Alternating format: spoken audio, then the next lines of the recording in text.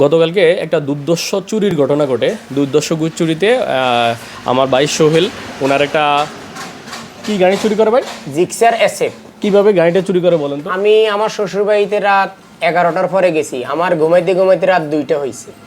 2টার পরে যখন আমি গাড়িতে লক টক করে ঘরে আসার পরে আমি গাড়িতে চাউন করছিলাম আমার গাড়ি আছে। 2টার থেকে 4টার ভিতরে আপনি তখন ঘুমেছিলেন? হ্যাঁ, 2টা থেকে 4টার ভিতরে, মানে 2টার পরে হালকা বৃষ্টি বাদল এবং বজ্রপাত হয়েছে।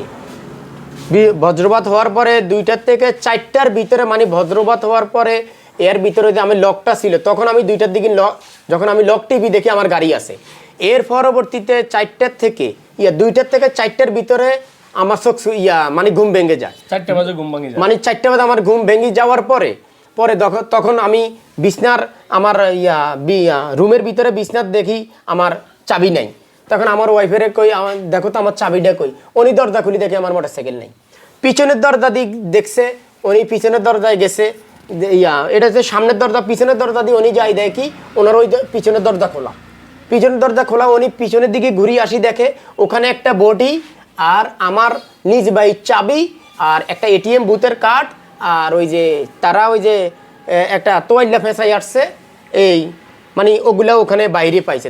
যখন আমার ওয়াইফ যখন চিল্লাচিল্লি ফালায় শুরু করছে, তখন সামনের ঘর থেকে লোকজন আসছে, বাড়ির লোকজন আসছে। লোকজন আসি বলতেছে যে এখানে এই বটিয়াটা কার? আমার ওয়াইফে জিজ্ঞাসা করলো। তো এখন পার্শ্ববর্তী লোকে কয় বটিয়াটা আমার, এটা আমাদের, বটিয়াটা আমাদের। তো এখন এক্সাম্পল আমি আপনাদেরকে বলি, এই মিডিয়াকেও বলতে চাই, ধরেন উনি যখন আমার ঘরে ঢুকছে, অবশ্যই যদি আমি জাগানো থাকতাম কিবা সে তো আমারে আঘাত করতে পারতো।